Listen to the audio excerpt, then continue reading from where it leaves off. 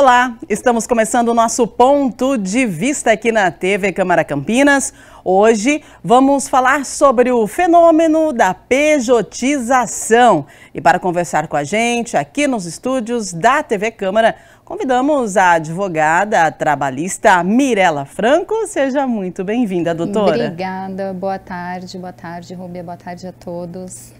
Maravilha! Vamos lá então, gente! A pejotização vem se tornando cada vez mais presente nas relações trabalhistas, né? Nas quais, por meio da imposição do tomador, os prestadores de serviço, a fim de serem contratados, acabam sendo forçados a constituir pessoa jurídica, afastando-os da esfera de proteção do direito do trabalho. A intitulação nasceu da sigla de pessoa jurídica, ou seja, PJ, pejotização, sendo a transformação de uma pessoa física, ou seja, um empregado, em PJ, uma pessoa jurídica. O intuito da pejotização seria mascarar a verdadeira relação de emprego, tornando-se mais benéfico ao empregador, uma vez que reduz os altos custos trabalhistas, doutora. Qual que é o seu ponto de vista sobre a pejotização?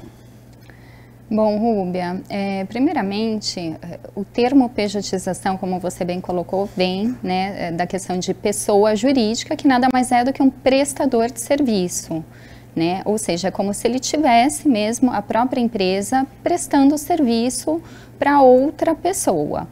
E, de fato, quando uma empresa contrata um trabalhador PJ, pessoa jurídica, isso acaba reduzindo muito os encargos trabalhistas, encargos sociais, né? Se a gente parar para pensar, um empregador, uma empresa, ao contratar um seletista, ou seja, um funcionário mediante a CLT, vai gastar em torno de 37% só com encargos sociais. Uhum. É um valor, é um número muito alto. Isso dentro do salário líquido de cada funcionário, né? Agora, hoje existe uma polêmica muito grande, né? É uma polêmica que envolve todos e que eu acho que não tem aí certo ou errado, porque tudo depende muito da dinâmica do trabalho, de como funciona o trabalho. O grande movimento que está acontecendo na justiça gira em torno justamente disso, de você entender como funciona a dinâmica de cada trabalhador, né? E buscar não mais engessar, o sistema, porque antes ou você era seletista ou você é estritamente PJ. E o PJ, quais as principais características de um PJ? Liberdade de horário e autonomia. Então, ele precisa ter uma liberdade de horário para executar suas atividades e uma autonomia total. E quais as características de um funcionário seletista? Primeiro, ele é pessoa física. Ele tem a onerosidade, que é aquele salário todo mês, num determinado dia, na conta. A pessoalidade, ou seja, ele não pode se fazer substituir, né? Ele tem que ser ele a cumprir aquela determinada função. Ele tem a habitualidade, né? Ou seja, ele cumpre uma carga horária e, principalmente, a principal característica é a subordinação. Ele está subordinado a alguém. Então, o sistema, os tribunais do trabalho, eles sempre engessaram muito essas características, tanto a parte PJ, tanto de pessoa jurídica, quanto da parte de pessoa física. Então, se você preenche esses requisitos, pronto, você é um seletista. Ou, se você não preenche, você é pessoa jurídica. Ocorre que antes,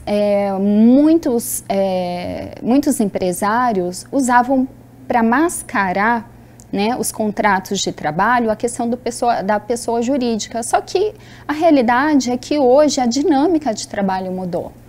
Não necessariamente é assim, né? E até porque, se nós formos entender cada uma dessas características do seletista, você tem aí um rol taxativo, o qual o artigo 3º da CLT já traz para você todas essas características, e elas são objetivas, são critérios objetivos para definir, né, o funcionário seletista, mas você encontra também muita subjetividade dentro de cada característica. Por exemplo, quando a gente fala de uma subordinação, o que é subordinação? O que é ser subordinado? Né? Porque de repente eu tenho uma empresa, eu quero contratar alguém para cumprir uma determinada demanda na minha empresa, né? Sem se importar necessariamente com a relação de atividade meio ou atividade fim, que hoje é lícito, né? A contratação de terceiros para atividade fim. Mas eu contrato alguém e quero que ela cumpra uma determinada demanda. A minha empresa, ela tem uma organização estrutural. Ela não fica solta. Eu preciso ter o mínimo de organização estrutural. Então, eu passo uma demanda para alguém, né? Eu atribuo esse trabalho e eu preciso que ela me devolva num determinado prazo. Ela cumpra aquilo. E eu tenho que eventualmente cobrá-la disso, porque isso faz parte da organização estrutural. Então é muito difícil você entender, né? É subjetivo. O que é a subordinação? Como que é determinada a subordinação? A mesma coisa a habitualidade, que pode ser um forte indício de uma relação de emprego. Né? A habitualidade, a gente entende por quem trabalha das 8 às 18, de segunda a sexta, eu posso trabalhar para alguém habitualmente uma vez por mês. Né? Então, assim, existe muita subjetividade, e essa subjetividade que está sendo discutida, acho que dentro das novas profissões, dentro do novo mercado de trabalho, da nova dinâmica, de tudo que está acontecendo, né, no mundo, e o direito do trabalho está buscando acompanhar essa evolução. Muito bem, doutora. Olha, só entre janeiro e agosto do ano passado, ministros do STF julgaram de forma individual 841 reclamações de empregadores contra decisões de tribunais trabalhistas, né, ligadas à pejotização e à terceirização. Isso de acordo com a pesquisa da Fundação Getúlio Vargas. O trabalhador que se sentir pejotizado pode ingressar em juízo para requerer o reconhecimento do vínculo empregatício e também das verbas trabalhistas. Seu ponto de vista referente a isso, doutora, hoje em dia tem aí um acordo, né, entre o empregado, né, e o patrão. E aí, no caso, se ele se sente pejotizado, vou entrar como PJ, mas aí eu estou sendo obrigada a cumprir um determinado horário de trabalho, né? E aí, como faz? Qual que é o seu ponto de vista referente a essa conversa que teve antes do contrato e aí a pessoa, né, não entender ambas as partes e partir aí para algo mais forte, né, para a justiça, vamos dizer assim. Essa é uma situação muito delicada, onde os empresários ainda estão expostos a grandes riscos de decisões judiciais, né, nos tribunais trabalhistas, que ainda são extremamente protetivos em relação ao empregado, né? E eu falo isso porque quando o STF, ele toma algumas decisões, por exemplo, derrubando decisões de vínculos empregatícios nos tribunais inferiores, ele está falando que ele está valorizando a livre iniciativa de negociação. Sim. Né? O que é permitido. Você tem a livre iniciativa de negociar com o seu empregador no sistema que você vai trabalhar, em relação a horas, em relação a períodos, se vai ser por demanda, se você vai ter que cumprir uma determinada carga horária. Inclusive, muitas empresas hoje fazem isso para conseguir pagar mais para o funcionário, porque diminuem aqueles encargos sociais, né, aquelas contribuições sociais, e aquele funcionário, de certa forma, é valorizado e aceita de bom grado aquele primeiro contrato, né? Atua de uma forma totalmente autônoma, aceitando tudo que foi convencionado ali. Só que quando chegar ao fim aquele contrato, né, de alguma forma, ou por iniciativa do empregado ou do empregador, há sempre aquela questão, poxa, mas eu trabalhava todos os dias, eu era subordinado, cadê meu FGTS? Cadê o meu seguro-desemprego? E daí o empregado, ele se vê injustiçado, muitas vezes, e acaba levando isso à Justiça do Trabalho, justamente sabendo que a Justiça do Trabalho é extremamente protetiva ao funcionário e que, na grande maioria das vezes, reconhece aquele contrato como uma fraude, né? Aquele contrato foi mascarado de alguma forma. Então, acaba que o advogado da parte contrária também incentiva, existe muita coisa por trás disso. E isso acaba muitas vezes chegando no STF. E o STF já está colocando os pés no freio em relação a essas decisões. Sim. Tem derrubado muitas decisões dos tribunais, justamente por isso, porque houve a livre iniciativa de negociação. Muitas vezes a subordinação não atinge aquilo que eles entendem como uma subordinação. Tem elementos, tem evidências de que foi negociado, havia de fato uma prestação, né, de serviços. E recentemente até o Alexandre de Moraes, numa das decisões dele a respeito de vínculo empregatício, ele fez uma observação muito interessante, uma que na verdade eu sempre defendi, né, que quando no decorrer do contrato de trabalho, aquele funcionário enquanto PJ, ele sempre recolheu os impostos conforme PJ, né? Uma alíquota muito inferior, por exemplo, dependendo do valor salarial ali, de um seletista, de um funcionário seletista, que pode chegar a 27,5%. Né? É um abismo aí, é gritante a diferença. Daí, quando ele resolve pedir o reconhecimento de vínculo empregatício, ele não quer recolher, ele não quer repassar para a Receita Federal aquela diferença, então, que já que ele faz jus ao vínculo, ele não, né, ele não se importa em recolher, não quer recolher aquela diferença. Ele fala, não, então, como você optou pelo regime seletista, você entende como seletista, recolha. Então, eu vou oficiar a Receita Federal e você vai recolher toda aquela diferença, então, né, porque não dá para ter tudo. Exato. Né? Se você entende que você é seletista, então faça todos os recolhimentos devidos, ou se você era um prestador de serviço, ok, mas não pleiteie FGTS, seguro-desemprego, verbas rescisórias, porque você também não faz jus.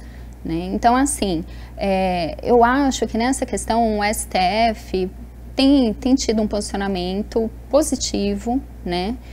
Ao meu ver, principalmente quando ele fala sobre as competências, que é a competência para julgar ações, relações de emprego é da Justiça do Trabalho, né? E relações de trabalho é da Justiça Comum, né? Fazendo essa distinção, porque é o que eu costumo dizer também, nem toda relação de trabalho é uma relação de emprego. Né? Já toda relação de emprego é sim uma relação de trabalho, então é preciso separar sim. Aprender, né, o que é o que e fazer a separação para que as coisas possam caminhar da melhor forma, né? Exatamente. O ano passado, gente, quase 4 milhões de novas empresas foram registradas, a maioria de microempreendedores individuais. Já em 2017, o número de trabalhadores sem carteira assinada ou por conta própria ultrapassou o de CLTs pela primeira vez desde 2012. Início da série histórica da Pesquisa Nacional por Amostra de Domicílios. Então, essa pesquisa, né, é a Amostra Nacional de Domicílios, e eu queria saber, no seu ponto de vista, doutora, a pesquisa mostra que teve um aumento aí de microempreendedores, né, aquele pessoal que vai lá, que faz o MEI, para poder prestar um serviço, né?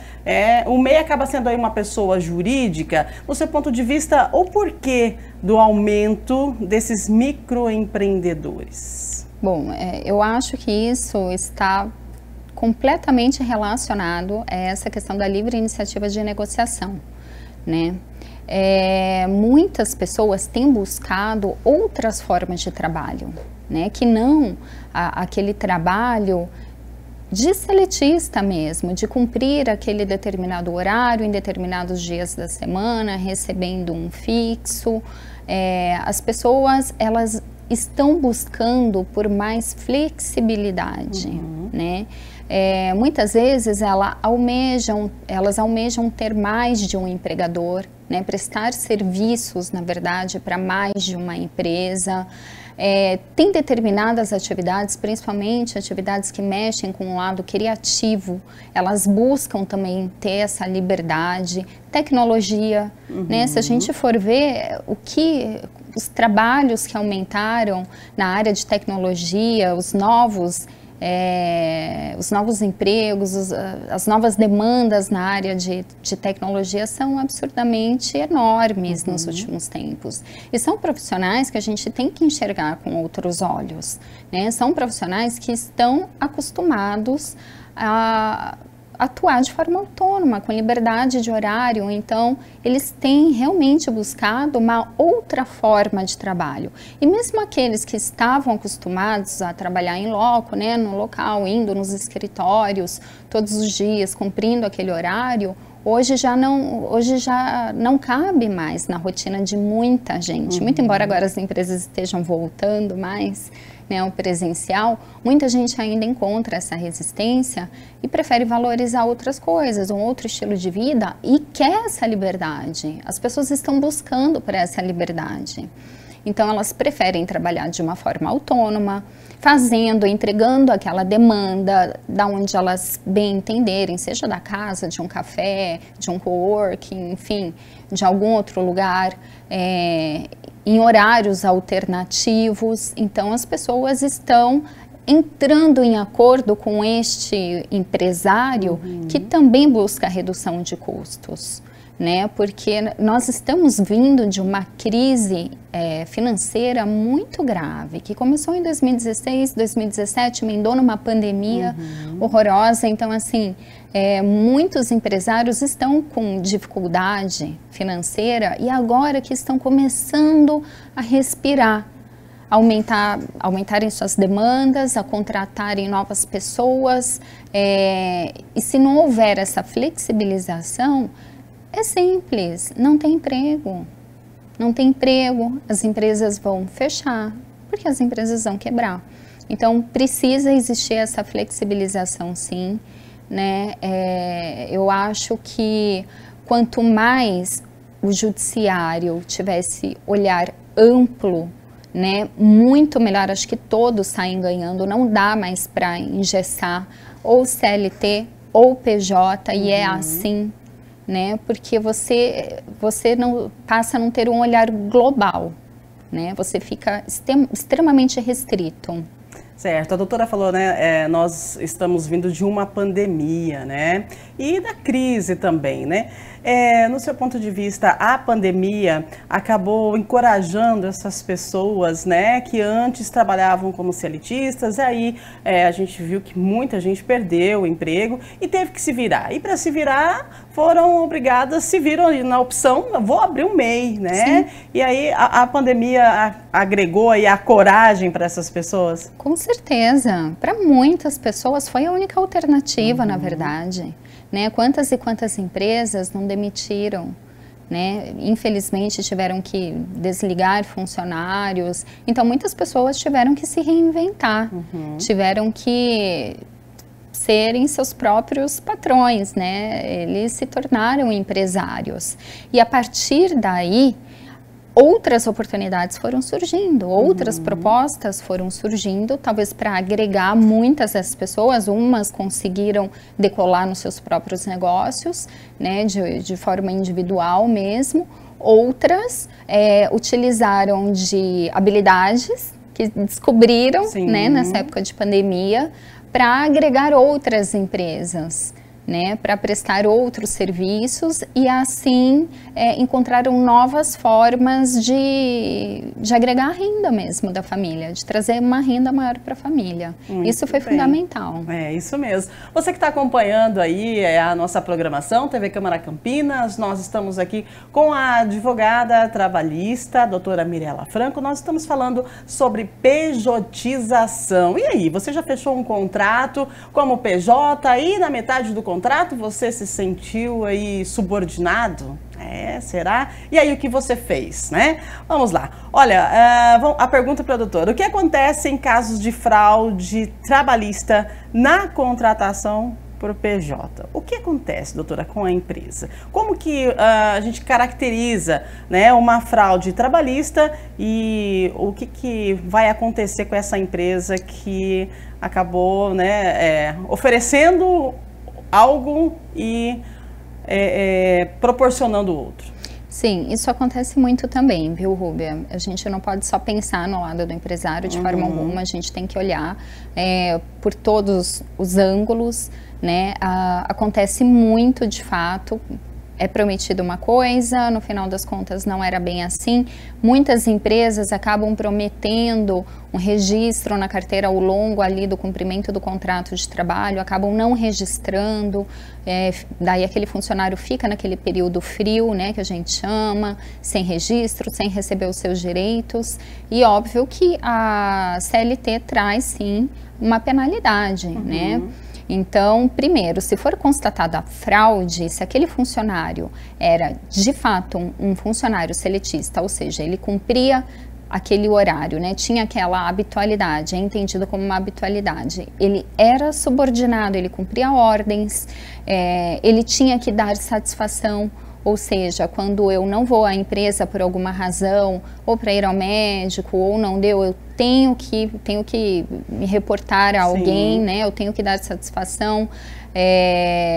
Ou ainda a questão da onerosidade, eu recebo o meu salário todo quinto dia, até o quinto dia útil. Então, são elementos muito fortes, né? São indícios que num conjunto total ali, numa dinâmica que faz, né, se demonstra numa audiência, por exemplo, trabalhista, é constatado que houve uma fraude ali contratual, né, que aquele contrato nada mais era do que um vínculo de emprego. Sim. Então, a empresa, ela tem que pagar todas as verbas rescisórias, fazer todo o recolhimento, né, do FGTS, que ela não recolheu durante todo aquele período, a multa do FGTS, mas a multa de imposição que traz a CLT mesmo, né, das verbas não pagas, e ainda a empresa corre o risco de ser denunciada no Ministério Público do Trabalho e, né, sofrer outras sanções, outras multas bem pesadas do Ministério Público do Trabalho, até mesmo sendo vedada de contratar qualquer funcionário, qualquer pessoa na modalidade PJ. Nossa, então, mas é bem delicada a situação, é bem delicado, fora danos morais também, se a Justiça do Trabalho entender que houve um dano ali severo e o funcionário ele conseguir comprovar, né, que houve mesmo um dano ali, ou material, ou moral, decorrente daquela fraude, também existe essa condenação que é pecuniária. Doutora Mirela Franco, advogada trabalhista, falando com a gente aqui no Ponto de Vista sobre pejotização. Nós vamos para o intervalo, daqui a pouquinho nós voltamos trazendo mais informações para você e querendo saber aí o ponto de vista da doutora sobre essa situação, né? Você é PJ, mas você se considera um PJ? O seu dia a dia é o dia a dia de uma pessoa jurídica ou tá mais para CLT? Fique ligadinho, daqui a pouco tem mais ponto de vista para você.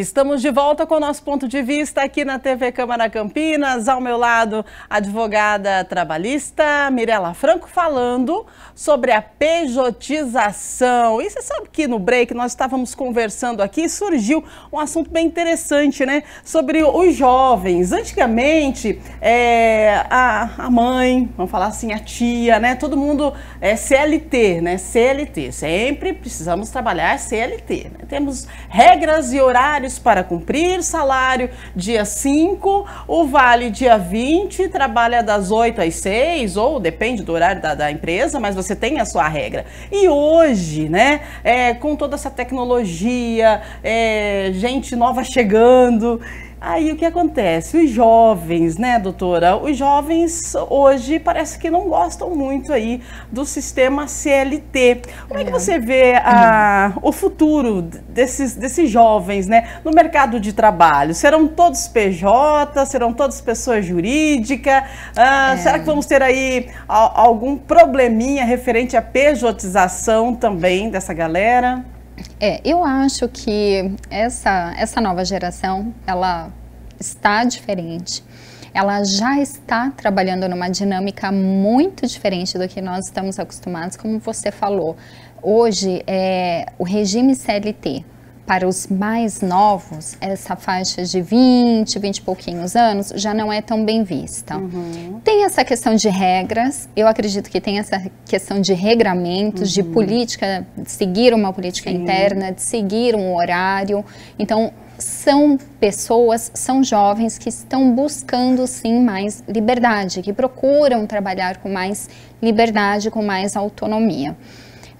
Eu acredito que futuramente isso já não seja tão abordado na Justiça do Trabalho, porque essas pessoas já não querem mais ter esse vínculo, né? Eu digo os mais novos, os bem jovens mesmo, eles já não vão buscar por esse vínculo. Eles têm os meios próprios de obter a renda deles, de guardar o dinheiro deles, então eles talvez já não contem mais tanto com aquele FGTS, eles estão muito mais ligados a outras formas de investimento, até mais rentáveis, né, mais lucrativas do que hoje rende uma poupança, por exemplo.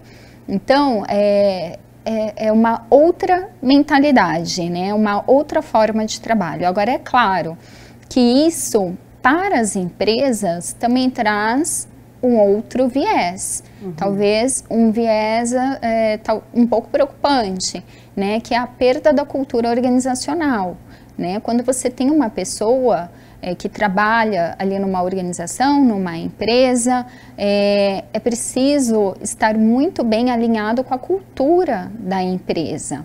E essas pessoas, normalmente, são pessoas que gostam de trabalhar home office, de ficar mais home office ou trabalhar de qualquer outro lugar que não seja ali dentro da empresa. E queira ou não, isso acaba distanciando, desconectando aquele funcionário, aquele trabalhador, né, da cultura da empresa.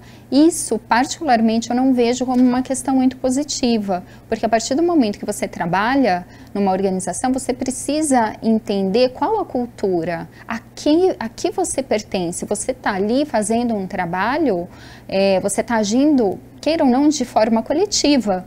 E os seus princípios, eles precisam estar alinhados aos princípios daquela empresa para onde você trabalha. Porque se não tiver esse alinhamento, as coisas elas acabam se perdendo. Ainda que haja uma grande competência técnica, né, por parte daquele colaborador, daquele trabalhador, ele entrega a demanda, ele cumpre prazos, você não tem a entrega pessoal dele.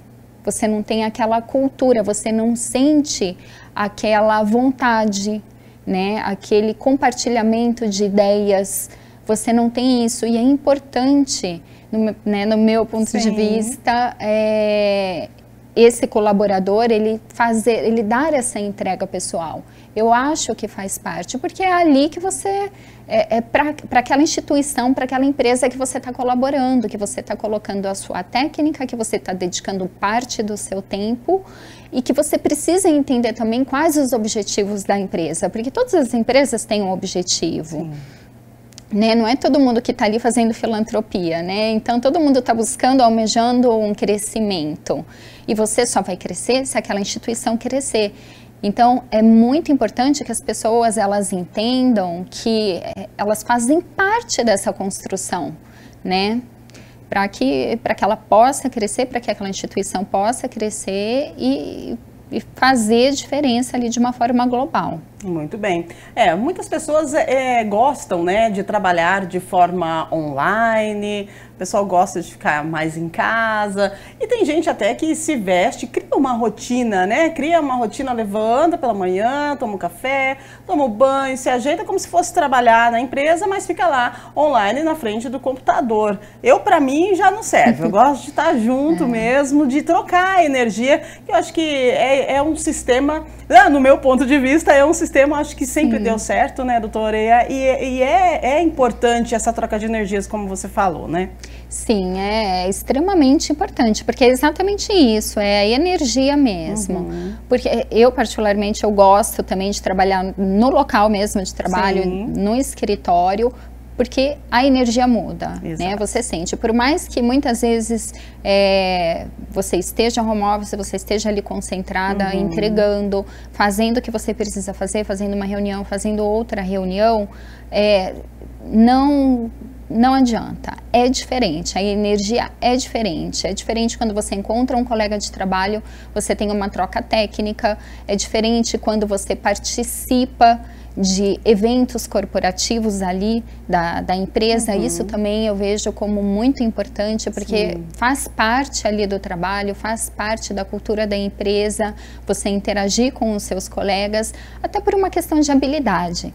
Eu acho que durante a pandemia, agora trazendo a questão da pandemia novamente, eu acho que muitas pessoas, principalmente as mais jovens, perderam muito a capacidade de comunicação mesmo, né? E muitos nem desenvolveram isso. Triste, né? É uma habilidade, né? A habilidade de se comunicar, de fazer relacionamentos, e você não consegue isso, eu falo, né? Eu falo muito para minha equipe, enfim, falo nas trocas que eu tenho, eu falo que é uma habilidade imprescindível, você não chega a lugar algum sozinho, você não consegue chegar, então você precisa fazer relacionamentos, você precisa ter relacionamentos, isso para tudo, para qualquer finalidade, seja advogado, seja, enfim, arquiteto, qualquer profissão, qualquer engenheiro, enfim, você precisa se comunicar, quanto maior a sua habilidade de comunicação, mais sucesso você vai ter, né? Independentemente de dinheiro, não estou falando sucesso, dinheiro, mas assim, objetivos mesmo que nós traçamos para a vida. E se você se isolar, você vai naturalmente perdendo essa capacidade, né? Essa habilidade de comunicação. Daí quando você estiver em grupo, o deslocamento, a desconexão é inevitável. Muito importante, né? A comunicação. Bom, vamos falar sobre a reforma trabalhista e a pejotização no Brasil. Doutora, o que mudou? Teve alguma alteração da reforma trabalhista? A pejotização entra na reforma trabalhista? E a reforma trabalhista, como que você avalia ela hoje? Qual que é o seu ponto de vista referente a essa reforma? Precisa melhorar? Como que estão as coisas para o lado do empreendedor, né, do empregador e do empregado? Bom, o lado positivo referente a essa questão da pejotização, na verdade, está vinculada à terceirização, né, de trabalhos. Então, hoje, o STF considera como lícita a terceirização de atividade fim das empresas. Ou seja, as empresas hoje, elas têm muito mais liberdade de contratar alguém para executar a sua atividade fim. Então, se ela tem uma demanda que ela não consegue cumprir e ela precisa de alguma forma, né, terceirizar aquele trabalho, ela tem essa liberdade.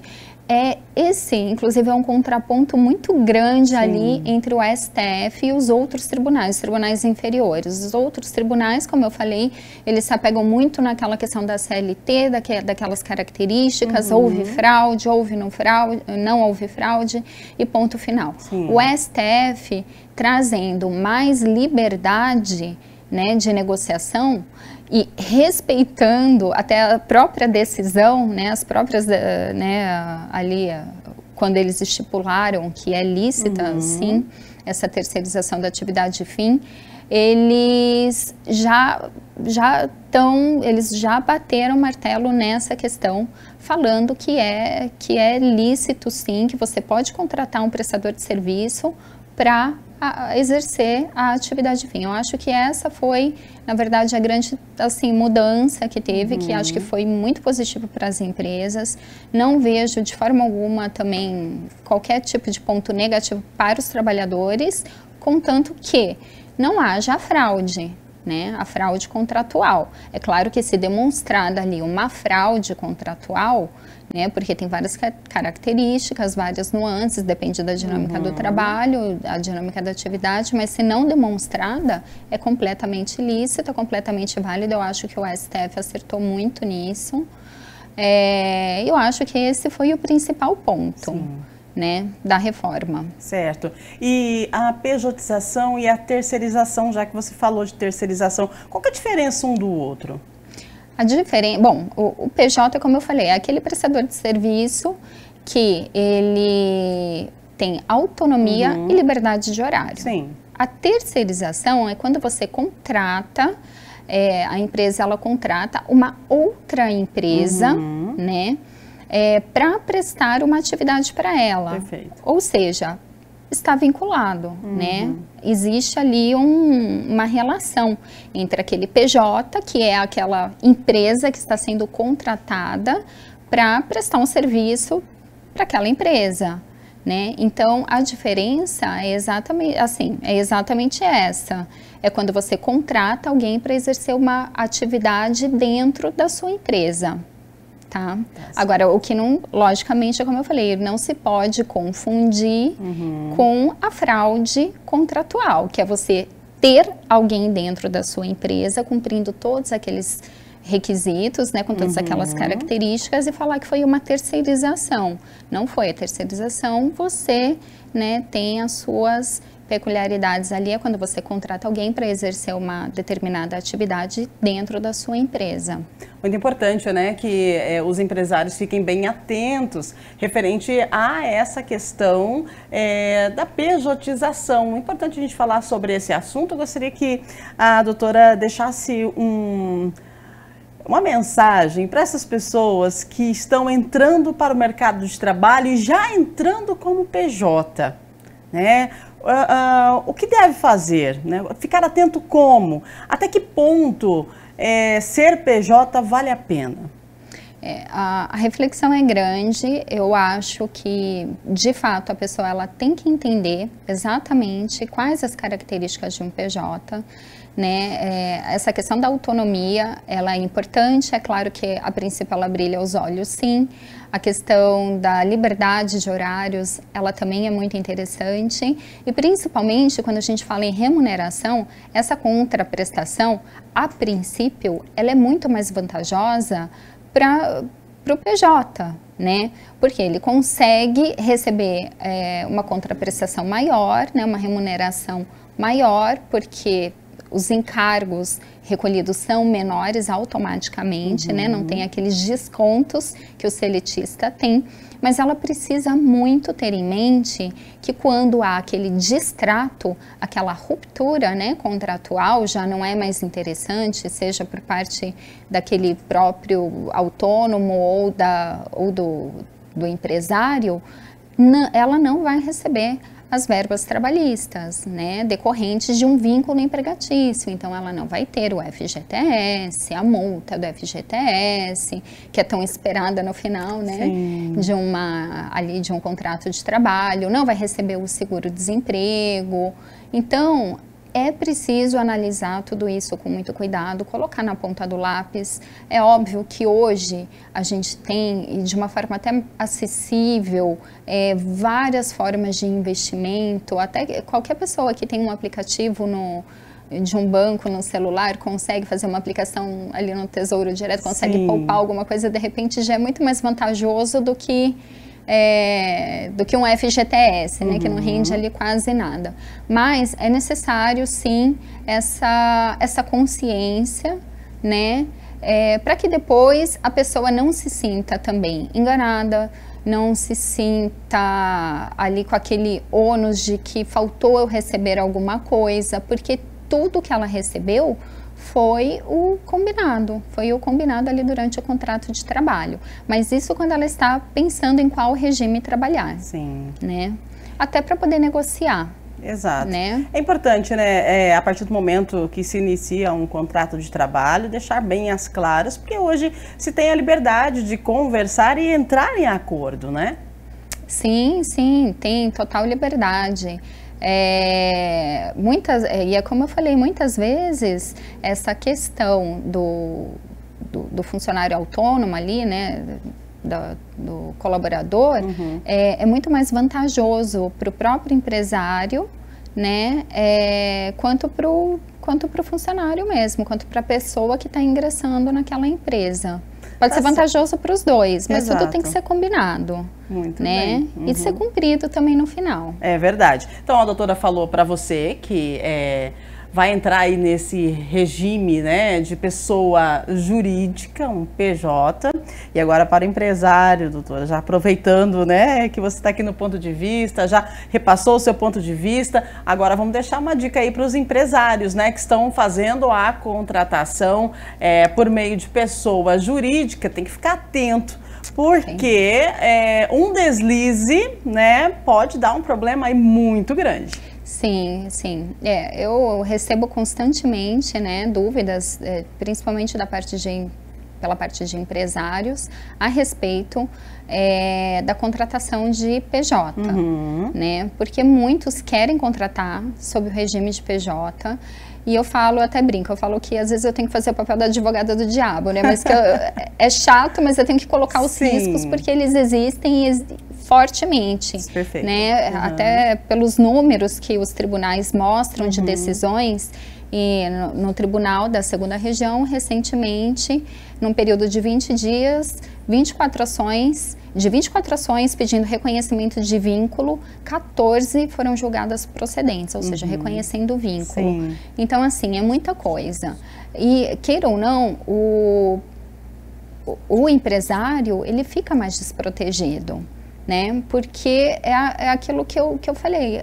Quem está julgando o processo é um ser humano, né? E esse ser humano, ele já traz uma bagagem ali cultural, educacional. Então, a gente também pensar que a todo momento ele vai ser extremamente imparcial é uma ilusão. Ele vai sim aplicar a lei, ele vai, né, trazer questões jurisprudenciais, mas ele também traz ali ele faz o livre convencimento dele com base na construção de vida dele, que muitas vezes ele entende que ele tem que beneficiar o trabalhador, né? Então é importante o empresário ter isso em mente e pensar muito bem antes de contratar um PJ, para ver se vale a pena correr esse risco, para ver como vai ser a dinâmica de trabalho dele, se ele vai trabalhar com horário, se vai trabalhar com subordinação, qual o valor daquela contraprestação, o quanto tempo ele pretende ficar com aquela pessoa, né? Então, essas são os principais pontos nos quais ele deve pensar. Mas eu acho que antes de qualquer coisa, antes de qualquer passo, tem que entrar em contato com o jurídico da empresa, né? Ter um jurídico que possa transmitir segurança, pontuar riscos, eu acho mais importante, porque é o que eu falo, né? A obrigação do advogado, o papel do advogado, do jurídico, é orientar sempre e colocar os riscos ali. A decisão, óbvio, que vai ser sempre do do empresário, mas é importante ter tudo isso em mente. Quero agradecer a sua participação com a gente aqui no Ponto de Vista. Só lembrando que você pode rever esse programa, você pode assistir novamente acessando o canal do YouTube aqui da TV Câmara Campinas. Doutora, suas considerações, muito obrigada pela sua participação. Eu que agradeço, agradeço a oportunidade, muito boa tarde para todos e eu espero que daqui para frente, né, as relações de trabalho, as relações de emprego, elas estejam em boas mãos. Temos aí já um estudo de alta complexidade no direito do trabalho que está sendo capitaneado pelo Ives Gandra. Fantástico e que eu acredito que em breve traga boas notícias para o direito do trabalho, tanto para o empregador quanto para o empregado, e que isso possa trazer um equilíbrio, né, para as novas relações, para que todos consigam trabalhar aí de uma forma feliz.